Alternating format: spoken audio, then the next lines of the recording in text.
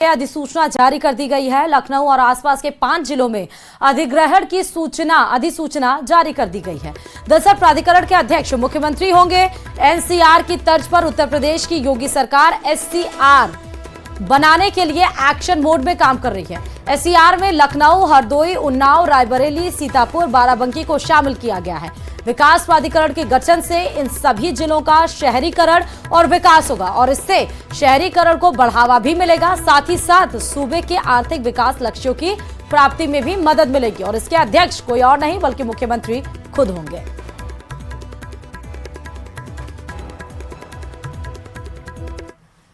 और देश के कई हिस्सों में बारिश से हाल बेहाल है। लगातार हो रही बारिश से नदियों में उफान है। इसी के साथ ही लोगों की मुश्किलें भी बढ़ती नजर आ रही हैं। दरअसल गुजरात के कई इलाकों से डराने वाली तस्वीरें सामने आ रही हैं। आपको हम दिखा रहे हैं ये तस्वीरें, देख सकते हैं कि किस तरह बारिश ने हाहाकार मचाया है। कहीं जलस्तर बढ़ने से झरने का रौद्र रूप ले चुके हैं तो कहीं सैलाब के बीचों बीच कुछ लड़के फंस गए हैं। वहीं द्वारका में नदी का बहाव बढ़ने से उसमें एक कार फंस गई है और एक हाईवे पर पानी भर गया है।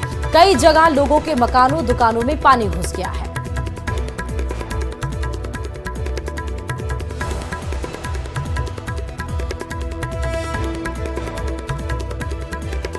और अब सीधे बात गुजरात के खबर की, जहां गुजरात के कच्छ में 3 लड़कों को झरने के पास पिकनिक मनाना भारी पड़ गया।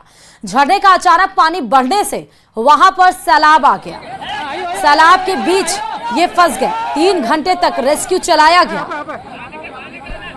3 घंटों तक लहरों की मार ये 3 शख्स झेलते रहे। उन्हें गहरे पानी के बीचों बीच फंसा देखकर वहां मौजूद लोग उनकी मदद के लिए आगे आए, लेकिन पानी का बहाव तेज होने की वजह से किसी की हिम्मत सैलाब में उतरने की नहीं हुई, जिसके बाद रस्सी के सहारे उन लड़कों को निकालने की कवायद शुरू हो गई। 3 घंटे तक ये तीनों गहरे पानी में फंसे रहे।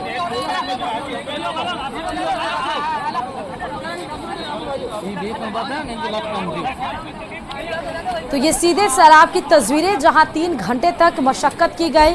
गहरा सैलाब था, इसलिए किसी ने हिम्मत नहीं जुटाई कि वो उन गहरे पानी में फंसे 3 लड़कों को बचाने के लिए कोई अंदर जाए। ये गुजरात के कच्छ की सीधे तस्वीरें हैं, जहां पिकनिक मनाना इन 3 लड़कों को भारी पड़ गया। अचानक तेज बारिश हुई और झरने का जहां पर भी ये गए थे पिकनिक मनाने के लिए, उसका बहाव इतना तेज था सैलाब में कि लोग रस्सी के सहारे उनको रेस्क्यू करने के लिए आगे बढ़े।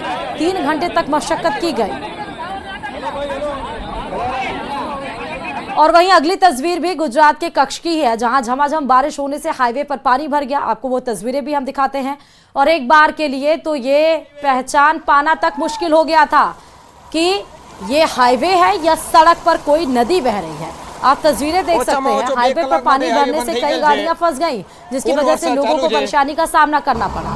तो आप देख सकते हैं कि सड़कें कैसे दरिया बनी हैं, गाड़ियां कैसे सड़कों पर चल रही हैं। गाड़ियां चलने में, आगे खिसकने में उनको दिक्कतों का सामना करना पड़ रहा है।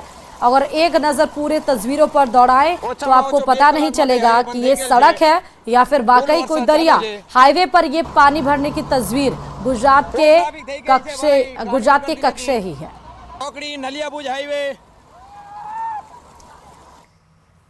और फिर खबर गुजरात से ही है, लेकिन गुजरात के गिर सोमनाथ में भारी बारिश के बाद से बाढ़ जैसे हालात बने हुए हैं।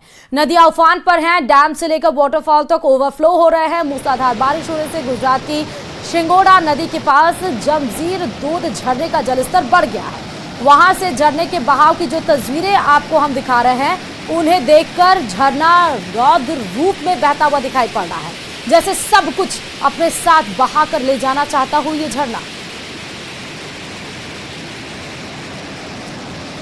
तो गिर सोमनाथ गुजरात की सीधे तस्वीरें। भारी बारिश से आपने देखा ये झरना है, लेकिन इतना रौद्र रूप इस झरने ने धारण किया है कि वाकई मानो कि इस वाटरफॉल ये अपने साथ सब कुछ समेट कर लेके जाने की कोशिश कर रहा है।